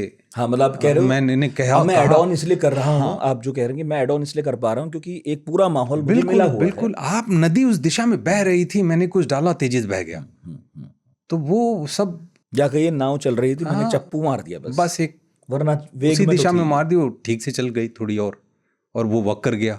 या शायद उसी समय सबका ध्यान पड़ गया, जबकि चप्पू तो बहुत पहले से लग रहा था। और डायरेक्टर को इसलिए कि डायरेक्टर ने वो फ्रीडम दी, क्योंकि अगर डायरेक्टर बोल दे कि नहीं मेरे को ये नहीं चाहिए, तो नहीं चाहिए, तो मैं सेकंड टाइम बोलता भी नहीं। अच्छा, मैं ये भी नहीं बोलता हूँ नहीं वो ना ऐसा ना, वो डायरेक्टर ने एक बार बोल दिया नहीं चाहिए, फिर मैं ओके, फिर जो चाहिए वही करता हूँ, क्योंकि टाइम में तो खेलना पड़ेगा। नहीं, शूटिंग का टाइम बहुत कीमती होता है। हाँ, एक्चुअली ये भी है। और बहुत तैयारियों के बाद हम फ्लोर पे पहुंचते हैं, तो वहाँ ये सब डिस्कशन कि कैसे करना है, क्या करना है, कि बजाय जो करना है वो करो, है ना। नहीं ये कर दूँ, ऑलरेडी बहुत सारी चीज़ें हम बातचीत करके कर रहे हैं। फाइनेंशियल कंसर्न्स की वजह से बहुत सारी क्रिएटिविटी की हत्या भी हो जाती है क्या? नहीं, हर मीडियम का अपना तरीका है। रेलगाड़ी लोहे की पटरी पे चलती है, तो ऐसा थोड़ी हवाई जहाज भी लोहे की पटरी पे चला देंगे। हर मीडियम का अपना एक तरीका है, तो फिल्म बनने का अपना तरीका है, उसको जो टाइम लगना है वो लगता है। तो विनीत भाई, ये मीडियम बहुत महंगा नहीं हो गया अननेसेसरी भी कई बार? उससे बहुत, कई बार मैं इसलिए पूछ रहा हूँ, जोड़ रहा हूँ, उस चक्कर में कई बार उन लोगों पर पैसा नहीं लगता जिन लोगों पर इंडस्ट्री लगाना नहीं चाहती, प्रोड्यूसर नहीं चाहता। अब ये मुझे अच्छी कहानी हाँ, सॉरी बताइए नितिन भाई, ये जो है ना, मुझे लगता है इसके लिए अलग से ही कभी चर्चा की जाए, क्योंकि बहुत बृहद। करेंगे आप चर्चा? करियर बना लेते हैं। हाँ, मैं वही सोच रहा था, है ना। वही मैं सोच रहा था। क्योंकि सब समझदार लोग हैं, सब अपने अपने तरीके से इवॉल्व होते हैं, सबकी अपनी मुश्किलें होती हैं। क्या होता है ना कि टीका टिप्पणी कर देना बड़ा आसान होता है। जो जूता काट रहा होता है ना, उस जूते को जिसने पहना है उसका दर्द उसे ही समझता है कि वो क्यों थोड़ा आड़ा टेढ़ा चल रहा है। चल इसलिए रहा है, उसको तकलीफ हो रही है उस जूते में। हम बाहर से खड़े होकर टिप्पणी कर दे, बहुत आसान होता है। एक बार आप बनो तो प्रोड्यूसर बनो और जरा चलाओ, फिर देखो क्या मजा आ रहा है ना। एक्टर्स भी जो एफर्ट लेते हैं, एक बार आप एक्टर की लाइफ में उतरो, करके देखो एक बार, कितना आनंद आता है। तो सबके सब डायरेक्टर के लिए एक फिल्म बनाना मतलब पूरा साल चला जाता है, और बेबी के जैसे उसे बड़े कर रहे होते हैं। जैसे हर माँ बाप को अपने बच्चे से प्रेम होता है, वैसे डायरेक्टर को अपनी कहानी से, अपनी फिल्म से, अपनी सीरीज से प्रेम होता है। तो मुझे लगता है कि हर आदमी अपने तरीके से इवॉल्व होता है, उसकी समझ उसके लिए सही है। कलेक्टिवली हम कहाँ पहुँचते हैं वो बीच बीच में चर्चाएं होती रहनी चाहिए। सकारात्मक भाव के साथ होनी चाहिए। क्रिटिक्स, आलोचना, मतलब हमारे यहाँ तो कबीरदास जी ने बोला है ना, निंदक नियरे राखिए। तो जीवन का दर्शन ही यही था कि निंदक नियरे राखिए, जो सच बोल सके, जो आपके मुंह पे कह सके। तो आलोचना का भाव तो हमारे समाज में हमेशा से यही था कि आलोचना जो है वो स्वस्थ आलोचना, ये नहीं कि हमारे अंदर विष है और हम आलोचना के नाम पे मतलब अपना सारा विष उड़ेल रहे हैं और आलोचना की शील्ड लगा रखी है। मुझे लगता है कंस्ट्रक्टिव हो, हाँ बिल्कुल, बेहतरी के लिए आप कुछ बताएं। मैं जब छोटा था, आपने बोला ना कि पिटाई हुई है, पिटाई हुई है, माता पिता से पिटाई हुई है, लेकिन वो पिटाई किसी नफरत के भाव से नहीं थी। एग्जैक्टली, लिटरली पिटाई हुई है, जिसको पिटाई बोलते हैं हमारे यहाँ। नहीं, झाड़ू तो हम पे भी टूटी ठीक है, हाँ, obviously, झाड़ू, लेकिन वो हैंगर, इसलिए कि तो लेकिन इंटेंट, हैंगर, हाँ इंटेंट जो है वो जब स्वस्थ होता है तो सब स्वीकार है। सच है। और बाद में यही बच्चा आगे जाके कहता है पिटाई हुई, ठीक हुई थी। हाँ, कि अच्छा हुआ हुई, ये तो पता नहीं कहाँ वैसे लगा आप हैं होता। पिटाई के पक्ष में? अब वो बचपन और था, वो मैं, दौर और था। हाँ, मैं एज अ फादर तो कभी नहीं कर पाऊंगा। मैं इन जनरल मतलब हाँ, बहुत मुझे लगता है उसके बगैर भी हो सकता है। अभी तो ऐसा लग रहा है। हाँ, मुझे ऐसा लगता है। मुझे कोई चीज़ नहीं समझ आती है तो मैं थोड़ा दूर चला जाता हूँ। अच्छा, ये आपका मैकेनिज्म है। मैं ये मानता हूँ कि किसी को आप समझा नहीं सकते। अच्छा, हाँ, और यही सबसे कठिन काम है और यही प्रयास करने में सब लगे हैं कि किसी को समझा दूं। मक्खी, मच्छर अगर वो भी किसी दिशा में उड़ना चाहते हैं तो मैं उसको अपने मन से अपनी दिशा में नहीं उड़ा पाऊंगा ज़्यादा देर तक। फिर वही अगर 5 मच्छर आपको दे दिए जाएं और बोला जाए अपने मन से उड़ाओ इनको, कितने दिन आप खुश रहेंगे बताइए? और जब जब वो आपके मन से ना उड़े तब तब आप अपने अपने सर पे एक जूता मारिए, तो आपको क्या लगता है कितने जूते मारेंगे आप खुद को? तो ये प्रयास जो है, मुझे लगता है ये प्रयास ही गलत है। हाँ, और मेरे मन का हो। हाँ, मेरे मन का हो, क्योंकि चक्कर प्रभु में ने सारे जीवन झगड़े दिया है, हर आदमी अपने तरीके से जीना चाहता है। हर आदमी जब दिल करता है तब सूरज को देखता है, अदरवाइज सूरज सर पे ये नहीं देख रहा होता है। तो किसी की मुंडी उठा उठा के सूरज नहीं दिखा सकते। उसके अंदर जब आवाज आएगी वो देख लेगा, सब चीजें हैं। अदरवाइज ठंडी हवा चल रही होती है, आपको पता ही नहीं है ठंडी हवा है। कुछ बहुत खूबसूरत घट रहा होता है, आपको पता ही नहीं कुछ घट रहा है। तो मुझे लगता है कि वो कोशिश बड़ी तकलीफ देती है, तो कोशिश ना की जाए। कोशिश कम, हाँ, कि मन कोई का करे हो न करे, अच्छा ना मेरा हो और अच्छा। पता नहीं, ये बड़े अच्छे शब्द हैं पर होता नहीं ऐसा, क्योंकि मैं आपकी ही यात्रा देखता हूँ तो एक कॉन्ट्राडिक्शन है, कि विरोधाभास है इसमें। ऐसे तो फिर हो ही रहा था सब कुछ, फिर दीवार क्यों ही फांदनी थी? नहीं, वो एक मैं बोल रहा हूँ दूसरों को आप समझा नहीं सकते, मैं ये कह रहा हूँ। लेकिन आप अपने हिस्से की दीवार आप नहीं फांदोगे तो फांदेगा कौन? दूसरा। वही कामयाब भी होगा फिर। तो मेरा ये कहना है कि आपके अंदर से जो हुंक उठ रही है कुछ करने की, उस हुंक की टोक तो आप ही को पकड़नी। लेकिन आप किसी भी व्यक्ति को, किसी भी पशु पक्षी को अपने मन से नहीं चला सकते। अग्री। हाँ, वो जो जानवर हैं जिनको हमने चिड़ियाघर में रखा है, एक बार छोड़ दीजिए ना तो आपने जितने साल तक जैसे रखा था वो नहीं रहेंगे वैसे। थोड़ा मोड़ा कुछ आदत आ जाएगी, बट उनका एक स्वभाव है, वो स्वभाव पे जाएंगे जैसे प्रकृति ने तय किया है। अदरवाइज घोड़ा काले रंग का, सफेद रंग का, भूरे रंग का होता है, लेकिन शेर का रंग अलग है, मछली का रंग अलग है, हंस का रंग अलग है, कौवे का रंग अलग है। अब हम कौवे पेंट करके सफेद बना रहे हैं, हंस को पेंट करके कौवा बना रहे हैं। तो मुझे लगता है कि प्रकृति ने जो पेंट किया हुआ है ऑलरेडी, जो कोई भी साबुन लगाने पर छूटता नहीं, वही हमारा रंग है। दुख का मूल है। जब आप आ रहे थे तो आपके कुछ जानने वालों से हमने बात की थी, आपके मित्र ने कुछ भेजा था, मानव चाहे तो सुना दे, मानव के पास सुरक्षित है। हिंदी बहुत अच्छी है आपकी। विरासत में मिली। विरासत में तो मैथ्स भी मिला था। शहर विरासत में मिला है। हाँ। आपको बनारस बहुत पसंद है ना, इसमें ही मैं बिल्कुल। पर एक विरोधाभास खोज रहा था। क्या? आपको बनारस बहुत पसंद है, लेकिन आपने कितनी पहले बनारस छोड़ दिया फिर। बहुत सारे लोग बनारस या इलाहाबाद, शरीर से छोड़ा था। हाँ वही, हाँ बनारस आप में है, पर हिम्मत है कि कोई अपने उस शहर को छोड़ दे जिसे वो इतनी मोहब्बत करता हो। बिस्मिल्लाह साहब, उस्ताद बिस्मिल्लाह हम्म। खान साहब के लिए बनारस में अक्सर ये चर्चा होती है कि उनको बाहर बुलाया गया था, तो उन्होंने ऐसा कुछ कहा था कि बाहर तो आ जाएं, गंगा मैया ले आओ, हाँ ये बात बनारस सही की गलियां ले आओ, हम आ जाएं। है। फिर हम आ जाए। इतने सरल थे। सुनाना चाह रहे हो कुछ? सुना दो, शर्माओ मत। आ जाओ आ जाओ। मुझे एक बहुत पुरानी बात याद है। मैं पहचान गए। 2010 हाँ, के वरुण। 11 में विनीत से मिला था। 2010 में ही मेरे ख्याल से गैंग्स ऑफ वासेपुर की शूटिंग शुरू हुई थी। तो मेरी पहली फिल्म थी एज अ लिरिक्स राइटर, और विनीत की भी पहली फिल्म थी एज एन एक्टर।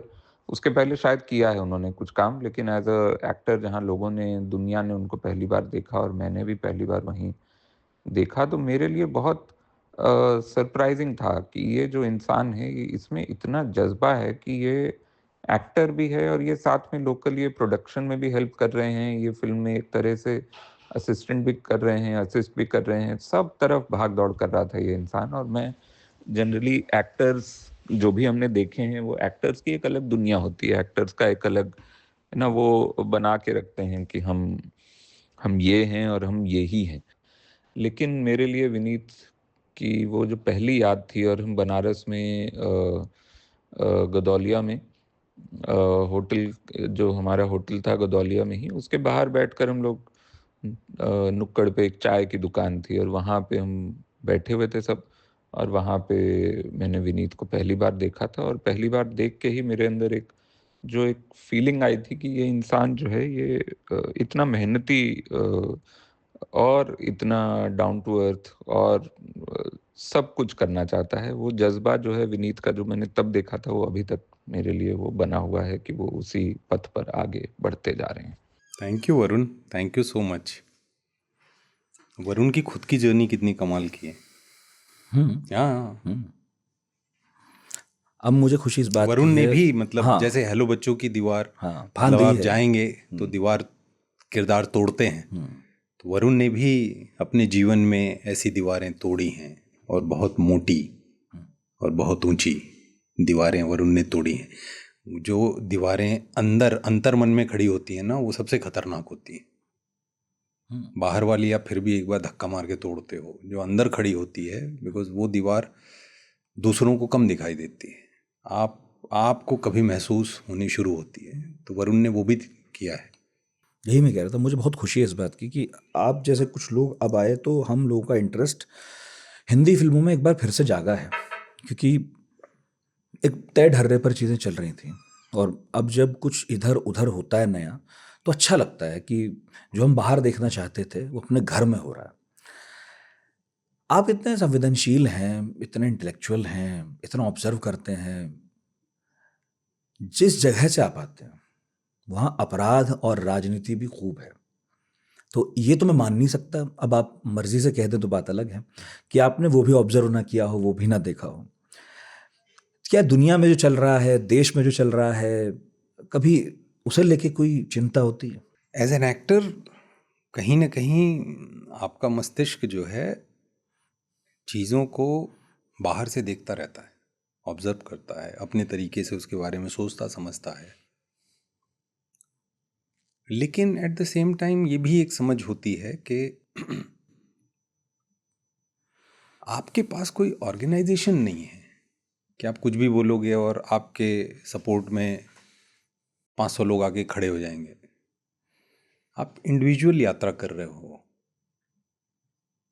तो सब दिखता है, सारी चीज़ समझ भी आती है, लेकिन हर चीज़ पे जाके टीका टिप्पणी करना ये भी काम नहीं है। और मैं ये इसलिए मानता हूँ, किसी एज एन एक्टर मैं काम कर रहा हूँ तो किसी के पैसे लगे हैं मुझ पे। मैं जिस भी फिल्म में, सीरीज़ में काम कर रहा हूँ जिनके लिए काम कर रहा हूँ, तो उनका बहुत कुछ लगा है, प्लस मेरे साथ जो दूसरे एक्टर्स हैं उनका करियर भी जुड़ा है। तो मैं अगर कोई चीज़ करता हूँ तो वो जो 4 चीज़ें मैं अभी कर रहा हूँ जो और आगे होंगी, वो सब खतरे में आ जाती हैं। तो या तो मैं सबको वो लौटा दूं, तो मैं खुल के मुखर हो जाऊं, और या फिर मैं इस बात का ध्यान रखूं, स्टेयरिंग को उतना ही राइट लेफ्ट काटूं कि पीछे बैठे हुए लोग इधर उधर दरवाजे से बाहर न निकल जाएं। कमाल आपके पास उदाहरण है समझाने के बाद। तो गाड़ियां पलट जाती हैं, उसके बाद यात्रा रुक जाती है। बाहर बैठे लोगों को ना विनीत भाई, सच में मुझे आपकी बात बिल्कुल समझ में आ रही है। ये लगता है कि एक एक्टर, एक्ट्रेसेस, ये सब कितने ताकतवर लोग हैं, ये कुछ बोलते क्यों नहीं, कुछ करते क्यों नहीं, कुछ कहते क्यों नहीं। जबकि हकीकत ये है कि शायद सबसे वल्नरेबल और सबसे अकेले यही लोग हैं। भीड़ यूं छटती है जब कभी मौका पड़ता है। सी, मैंने बहुत परिवारों को देखा है जहां पे पिता अपने पुत्र को नहीं समझा पाता, पुत्र अपने पिता को नहीं समझा पाता, या बेटी अपने माँ बाप को नहीं समझा पाती, या माँ अपने बच्चों को नहीं समझा पाती। तो सोशल मीडिया की 4 लाइनें लिख के हम किसे समझा देंगे, ये मैं समझना चाहता हूँ। तो बेहतर है कि मैं ये समझ लूँ कि ये समझ किसी को समझा के कहीं पहुँच नहीं सकती। कुछ बातें शेयर की जा सकती हैं, उस पे आपका मत क्या होगा वो आप जीवन में जो जी के पहुँचे हैं आप उस तरीके से देखेंगे। आपका चश्मा अगर हरे रंग का है, आपका शीशा अगर हरे रंग का है चश्मे का, तो सफ़ेद चीज़ों में भी हरा रंग पड़ जाता है। सफ़ेद दीवार भी हल्की हरी दिखती है, हरी होती नहीं है। लेकिन अगर आपने नीले रंग का डाल लिया आपका शीशा चश्मे का, तो वही दीवार उसको नीले रंग की दिख रही है, जबकि दीवार ना हरी है ना नीली है, वो सफ़ेद है। तो जीवन में आप जितना जी के जहाँ पहुँचे हो, आप उतना ही किसी को समझ भी पाते हो। जो बड़े स्टार्स हैं उनका जीवन जीना इतना आसान नहीं है। मन तो कहा जाता है ना चंचल चिड़िया है, तो चंचलता के लिए तो ऋषि मुनि ने भी कहा है कि भाई अगर उसे वश में कर लिए तो ईश्वर ही मिल जाए। तो आपके पास कहीं ना कहीं एक्सपोजर इतना सारा है, सामर्थ्य भी बहुत सारी है, लेकिन आपको नियंत्रण रखना पड़ता है। एक टुकड़ा है कि आप, एक सिंपल सी चीज़ है, किसी, आजकल सबके हाथ में फ़ोन है, एक आदमी आपसे 10 बार सेल्फी मांगे और आपने उसे 3 बार दी भी और 11वीं बार फिर आ गया वो, तो आप क्या करोगे? नॉर्मली एक बात पूछ रहा हूँ, क्या करेगा कोई? झिड़केगा, इरिटेट मतलब आप ये तो नहीं करोगे कि प्रभु आप बहुत अच्छे हैं, ऐसे तो आप नहीं करोगे ना, इरिटेट ही होंगे।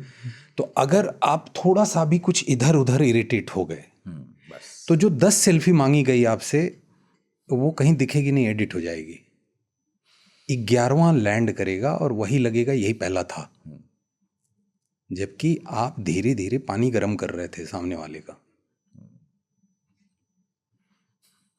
ठीक है, अब वो 11वां टुकड़ा पहुंचा आपके पास और आपको 10 के बारे में पता ही नहीं है, और आपने तुरंत एक मत बना लिया कि अरे ये कैसा आदमी है, अरे ये कैसी है, हम तो ये सोचते थे, ये क्या है भाई, और आप शेयर भी कर रहे हो। तो आपको कहानी का एक छोटा सा हिस्सा पता है। और जो बड़े एक्टर्स हैं, बड़े स्टार्स हैं, बहुत मेहनत लगती है भाई, बहुत मेहनत लगती है। 30 साल 35 साल या 20 साल 25 साल उस जगह पे बने रहना, सतत काम करते रहना, फिल्म दर फिल्म कुछ करते रहना, तमाम समझ आ जाने के बाद भी आप इस तरीके से जी रहे हो कि बस अभी अभी नया नया सब कुछ हो रहा है, और वो तो सिर्फ फाइनल रिजल्ट आप देख रहे होते हो, उसके पीछे कितना कुछ आदमी कर रहा होता है, उसे रोज़ जी पाना बहुत परिश्रम लगता है। तो हम बाहर से वो टुकड़ा देखते हैं जब एक्टर तैयार होकर निकला है, लेकिन बड़ा परिष्कृत रूप। बहुत बहुत बहुत हाँ, कि नींद नहीं हो पाती, परिवार से आप दूर होते हो, अपने माँ बाप बच्चों से दूर होते हो, अपनी पत्नी से दूर हो या आप अपने पति से दूर हो। अक्सर आपका काम कुछ ऐसा है, आप मिस कर रहे होते हो, बट आपको एक हैप्पी सीन करना है। ओहो, ये सबसे मुश्किल चीज़ है। बहुत सारी चीज़ें हैं और हमेशा आप अडॉप्ट करते हो। हर यूनिट में मतलब 100-150 लोग होते हैं, बड़ी है तो और ज़्यादा होते हैं। तो उन नए लोगों के साथ आप अगले कुछ महीनों तक हो, तो उसमें काफ़ी लोग हैं जिनसे आपका वास्ता पड़ता है।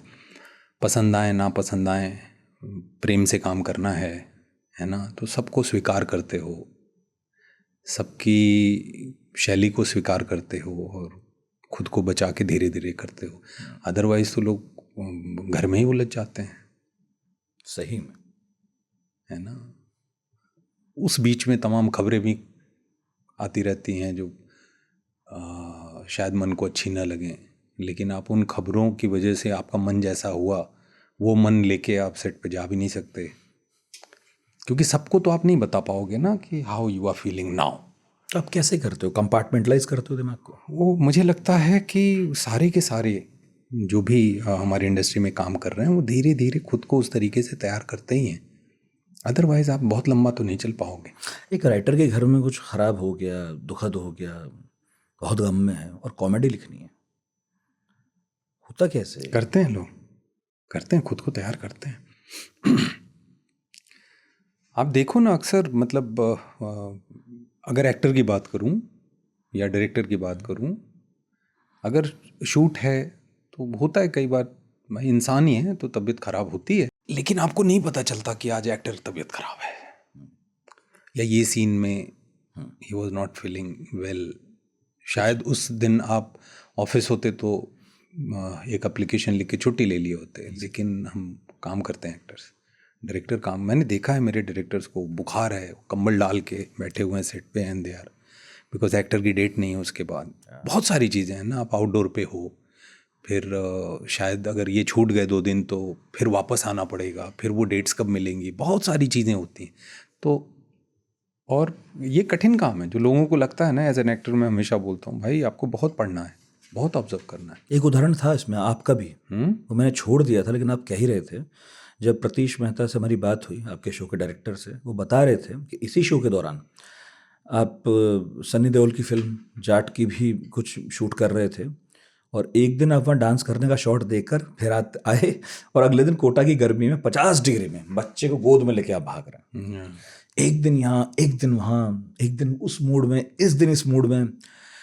यहाँ दूर से बैठ के सच में ये लगता है कि क्या जीवन है गजब का, हमें मिल जाए कोई बात नहीं, कर लेंगे संघर्ष। लेकिन इस जीवन में आने के बाद भी जो संघर्ष है वो सबके बस की तो बात नहीं है। अभी मुझे एक कॉल आई थी तो तो मुझे उन्होंने बोला, मैं नाम नहीं लूँगा, उन्होंने बोला कि विनीत, जो शेड्यूल मेरा अभी चल रहा है, विनीत भाई देखो,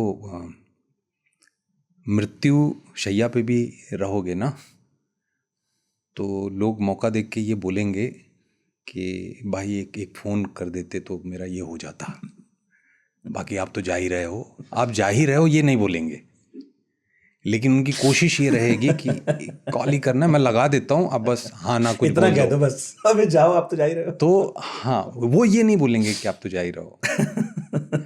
तो सब अपने हिसाब से अपना हिस्सा देख रहे होते हैं, लेकिन आप सब जगह पे कॉमन है। सच है, गलत वो भी नहीं है, गलत वो, बट कई बार परिस्थितियां ऐसी बन जाती हैं कि जैसे मेरा जो पर्सनल बॉय है तो साथ है ना, वो मेरा जो पर्सनल स्टाफ है, तो वो खुद बीच बीच में बोलता रहता है कि भैया दूर से कितना अच्छा लगता है। हाँ क्योंकि वो भी पिछले 3 दिन में ऐसे ही कुछ 9-10 घंटे सोया है। हाँ सच है भाई। तो ये शहर से वो शहर भाग रहे हैं और वो कमिटमेंट है तो उसे डिलीवर भी करना है। अब आपके यहाँ आया हूँ, 2 घंटे की नींद है बस। हाँ हाँ सच है, मैं जानता हूँ, इसलिए बस आखिरी 2-3 सवाल कर रहा हूँ और फिर आपको विदा करूंगा। गॉडफादर किसे मानते हैं इंडस्ट्री में? मेरा सवाल नहीं है मानव का, अनुराग कश्यप या महेश मांजरेकर? सब लोग कुछ ना कुछ सिखाते हैं, सब लोग समय समय पे आपको कुछ देते हैं। और जब मैं नया आया था इंडस्ट्री में तो मैं किसी को नहीं जानता था। तब मेरी एक टैलेंट हंट में महेश मांजरेकर सर से मुलाकात हुई तो लगा चलो शहर में मैं किसी को जान गया। फिर उनके साथ एज एन एक्टर शुरू हुआ, फिर डायरेक्शन में चला गया तो 7 फिल्में कर गया डायरेक्शन में। फिर उसके बाद कि नहीं वो चीज़ें नहीं हो रही हैं जो करना चाह रहा हूँ। लेकिन फिर वो ये फिल्म मेकिंग की विधा में समझ चुका हूँ। हाँ कि कैमरे की कबड्डी, टेक्निकल चीज़ें, वो सब अनजाने में सीख गया। फिर अनुराग सर से पहली बार मुलाकात हुई 2009 में। तो फिर अनुराग सर के साथ जब काम किया तो मेरे अंदर के बहुत सारी चीज़ें ऐसी एज एन एक्टर वो गांठें खुली। उनके साथ कई बार काम करने का मौका मिला और बहुत कुछ अनफोल्ड हुआ एज एन एक्टर। और वो उसकी वजह से एक ऐसा बन गया है बस सीखते चलो, क्योंकि बहुत कुछ ऐसा होता है कई बार हमें खुद नहीं पता होता गांठ कहाँ है। तो जब आप बेहतर डायरेक्टर के साथ काम करते हो या बेहतर स्क्रिप्ट पे काम कर रहे होते हो, आपके को एक्टर्स बहुत अच्छे हों या कोई ऐसा सीनियर एक्टर, जब उनके साथ बैठ जाते हो गहरी बात कुछ आपको मिलता है। तो टाइम टू टाइम हर कोई आपको कुछ सिखाता है। बात यह है कि क्या आपके अंदर वो भूख आप तैयार हो कि नहीं? हाँ, आपकी पात्रता मतलब अब इसमें 1 लीटर पानी तो नहीं आएगा। हाँ। फिर चाहे मैं गंगा का ही जल क्यों नल के आऊं, इसकी पात्रता जितनी है उसमें 1 लीटर तो ना समाएगा। भले मैं आपको 10 लीटर देना चाहूं, बह जाएगा। तो बस ऐसा ही है। भाई साहब टीचर बहुत अच्छे बनते हैं। हाँ तो बन नहीं पाए, लेकिन एक फिल्म शो में तो आपने करें। रोल कर हाँ, लिया, कि इसमें वो वेब एक सीरीज में तो आप बढ़िया लग रहे हैं। Thank you. पर सच में अगर आप सिखाते समझाते, मैंने बहुत इंटरव्यू किए अब तो यहाँ बैठे बैठे, लेकिन आपके पास उदाहरण बहुत सटीक है। पता नहीं सोच के तो नहीं आता, हाँ तुरंत आते हैं, पता नहीं क्यों आ जाता है। बहुत बढ़िया आते हैं। यही कह रहा था, मैं नहीं कह रहा था कि उनसे एक बार बुलवाइएगा शमा परवीन। तो अनुराग सर ने जब भी गैंग्स ऑफ वासेपुर हुई तो वो जो वरुण ने भी बोला, वहाँ से एक नई यात्रा शुरू हुई, समझ बदली, बहुत कुछ देखा और ऐसा लगा कि बहुत कुछ है जो मुझे सीखना है। और बस कोशिश कर रहा हूँ जितना एक्सप्लोर कर सकूँ, तो वही प्रयास है। और मज़ा ये है कि ये भूख ख़त्म नहीं हो रही, ये वैश्वानर की आग के जैसे ये बढ़ती जा रही। हालांकि ठीक ठाक समय हो गया आपको। समय, मैं वैसे भी तो आयुर्वेद वाला हूँ ना। हाँ तो वहाँ जब समय की बात होती है तो अक्षी निमेश से लेकर के युग की भी बात होती है। तो युग जब सृष्टि के नियंता के पॉइंट ऑफ व्यू से देखा जाता है तो युग भी जो है अक्षी निमेश जैसा होता है, पलक झपकने जैसा, जिसमें हमारे आपके कई जनरेशन ऐसे में निकल जाती है। तो जब बहुत बेचैनी होती है तो मैं वैसा वाला कोई पॉइंट ऑफ व्यू पकड़ लेता हूँ तो ऐसा लगता धूल है, उड़ गया। इसलिए कोई जल्दी भी नहीं है आपको, आप अपना इंतजार करेंगे, है ना? किया भी आपने। चीजें अपने समय से आती हैं। अब जो जल गंगोत्री से अभी निकला, अब मैं भले काशी में खड़ा हूँ, वो अभी निकला, यहाँ तक टाइम लगेगा, समय लगेगा, आने दो ना। कल रात देख रहे थे हम अगली का एक सीन, तो हमने कहा यार इसे तो पूछ ही लेंगे, टाइम मिलेगा तो। उस सीन के बारे में कम बात होती है वैसे ना, जब आप आखिर में वो है कि आप पर शक होने लगा है अब, है ना, और आपका दोस्त आप पर ही शक कर रहा है, आप फ्रस्ट्रेशन में हैं, जेल में बैठे हुए हैं, और आप उसे छूटते ही जो गालियां दे रहे हैं, गाली पे गाली, गाली पे गाली, पर सच में वो कहीं से ऐसा नहीं लगता कि कुछ बनावट है। ऐसा लगता है कि अगर मैं भी होता इसकी जगह और इतनी देर से टेंस सिचुएशन चल रही है और मैं बार बार खुद कह रहा हूँ भाई मैं नहीं हूँ, ये नहीं है, वो नहीं है, और अचानक से अब हम ही एक दूसरे पे शक कर रहे हैं, मतलब वो मुझ पे करे, वो करते हुए हंसी छूटी थी, नहीं छूटी थी, लेकिन वो फ्रस्ट्रेशन बहुत रियल है। Thank you, thank you. ये डायरेक्टर को ये सब क्रेडिट जाता है। अगली की स्क्रिप्ट नहीं दी थी अनुराग सर ने, जबकि बाउंड स्क्रिप्ट थी, तो मेरे पास और राहुल के पास नहीं थी, और वो सीन वैसे ही डिज़ाइन था, तो उसी समय लिखा भी गया। उसी समय लिखा भी गया। हाँ हाँ, क्योंकि वो जो लिखा था उसको चेंज कर दिया उन्होंने। ये पुलिस स्टेशन वाले सीन में भी हुआ है, जो लंबा सीन है 14 मिनट का, और ये जो दोनों दोस्त बैठ के फूल झड़ने वाले शब्द जो आ रहे होते हैं उसमें जब बात कर रहे होते हैं एक दूसरे पे, तो वो भी उसी समय उन्होंने वापस से लिखा। वापस लिख दिया। हाँ, तो उसमें वो मूड वैसा बना, और आइडिया वही था कि कहीं ना कहीं उसे पता था कि ये लोग सुन रहे हैं, कॉप्स, तो वो इतना बिलीवेबल होना चाहिए कि उनको लगे कि एक्चुअली दोनों के बीच में, हाँ, तो वो उनको सुनाने के लिए वो वैसा डिज़ाइन था। यार मुझे भी याद आ रहा है वो पुलिस थाने वाला सीन, तो हमने भी 2-1 साल पहले सारे लोगों ने खड़े होके भी देखा था। मैं कुछ बता रहा था किसी को, क्लिप्स अपने वायरल दफ्तर होती में ही है। नहीं हाँ, मैंने खोला, निकाला और वो सीन दिखाया किसी बात पे, और हम सब खड़े थे फ्लोर पे, और उस सीन को हमने पूरा देखा। पता नहीं और कुछ का, और हमारा काम थोड़ी है ये लेकिन पता नहीं क्या दिमाग में आया और हम मिलके देख रहे थे वो सीन। क्या बात। कुछ तो था उसमें। हाँ, मुझे अभी जस्ट याद आया कि वो मैंने पहले भी एक बार बुला के सबको दिखाया।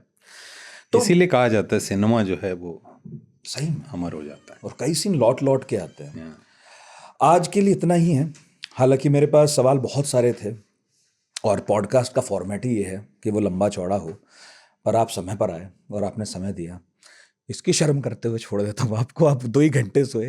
हम नहीं नहीं, ठीक है, मतलब ये काम के लिए बहुत घंटे जगा हूँ। हाँ।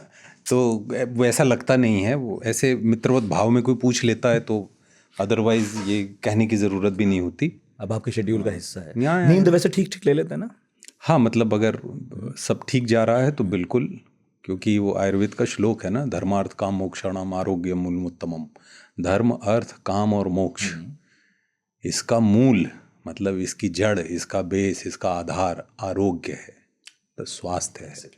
तो अगर स्वास्थ्य है तो आप ये सब कर पाओगे, otherwise best of the best होगा लेकिन आप उसे उपभोग नहीं कर पाओगे। ठीक है, मैं भी थोड़ा सा कम करने की बहुत कोशिश ज़रूरी करूंगा। है, बैलेंस इज़ द की। हाँ। यहाँ और ये हेलो बच्चों के लिए था, तो मैं जाते जाते अलख पांडे सर कैसे फिजिक्स पढ़ाते हैं वो क्यूरियोसिटी जगाते हैं। अदरवाइज फिजिक्स को हमेशा कठिन बोला जाता है कि बहुत कठिन है, बहुत कठिन है, बच्चे दूर भागते हैं वो पास बुला लेते हैं क्योंकि मन में इम्प्लांट कर देते हैं जिज्ञासा। तो उनकी फिजिक्स की पढ़ाई इस तरीके से होती है, मतलब बहुत सारी चीज़ें हैं, तो कुछ लाइन ये देखने को भी मिलेगी आपको शो में। कैसे बताऊं तुम्हें क्या है फिजिक्स, कैसे बताऊं तुम्हें क्या है फिजिक्स, ये दिन और रात का होना, ये ठंडी गर्मी बरसात का होना, ये दिन और रात का होना, ये ठंडी गर्मी बरसात का होना, वो इंद्रधनुष का आसमान में बनना, वो समंदर में लहरों का उठना और गिरना, वो ज्वालामुखियों का धम धम धम धम फटना, ये मेरी आवाज़ जो तुम सुन पा रहे हो, जिस रोशनी में तुम मुझे देख पा रहे हो, ये सब हुआ कैसे, क्या है ये ट्रिक्स, अरे इसी को तो कहते हैं भैया फिजिक्स। वाह। तो ऐसे प्रश्नों के उत्तर, वो फॉर्मूले उसके बाद आते हैं, तो ऐसा मज़ा आता है, लोगों को लगता है ओ हम ये खोज रहे हैं। अब मेरी तो मजबूरी है ना कि वेब सीरीज देखने के बाद भी मैं ज़्यादा बात नहीं कर सकता उस पर वरना मेरे पास उस पर बहुत कुछ था बात कहने के लिए। सचमुच बहुत अच्छी है। Thank you. और सबसे आग्रह है, मतलब सबसे बढ़िया बात तो यह है कि पढ़ाकू नितिन के फॉर्मेट में वेब सीरीज एकदम सेट बैठती है। और पढ़ने लिखने से जुड़ी तो है, लेकिन आपको रियल लाइफ की बहुत सारी चीज़ें इस वेब सीरीज में दिखाई देंगी। हेलो बच्चों उसका नाम है, जिस पर है वो तो आदमी पहले से मशहूर है, उसके बारे में वैसे ही बहुत कुछ जानते हैं आप, लेकिन जब उसकी जीवन यात्रा विनीत जब निभा रहे हैं, अद्भुत है। वो लगता है कि बिल्कुल आप सामने उन्हें देख रहे हैं। मतलब बहुत सारे रिकमेंडेशन तो हम यहाँ करते नहीं, इसको करते हैं रिकमेंड, इसे देखना चाहिए आपको। मुझे लगता है सफलता दोनों के बारे में बहुत कुछ सीखने को आपको मिलेगा। बहुत बहुत शुक्रिया विनीत इतना समय देने के लिए। बहुत बहुत शुक्रिया आप लोगों का बहुत यहाँ बहुत बैठने और धन्यवाद। खड़े रहने के लिए। बहुत बहुत धन्यवाद। मुझे पता नहीं कि ये पॉडकास्ट उस मेरे पसंदीदा त्यौहार के बाद में आएगा या उसके पहले आएगा, लेकिन मैं आपको पहले ही बधाई आएगा। दे देता हूँ। रंगों का जो त्यौहार है होली, उसकी आप सभी को ढेर सारी शुभकामनाएं। मस्त होली खेलिए, स्वस्थ होली खेलिए। और 6 मार्च को नेटफ्लिक्स पे हेलो बच्चों आ रही है। हेलो बच्चों देखिए और मुझे हेलो करके बताइए कैसी लग रही है। Thank you. आपके धैर्य के लिए बहुत बहुत शुक्रिया। पढ़ाकू नितिन का ये एपिसोड कैसा लगा बताइएगा ज़रूर, कमेंट बॉक्स खुला हुआ है।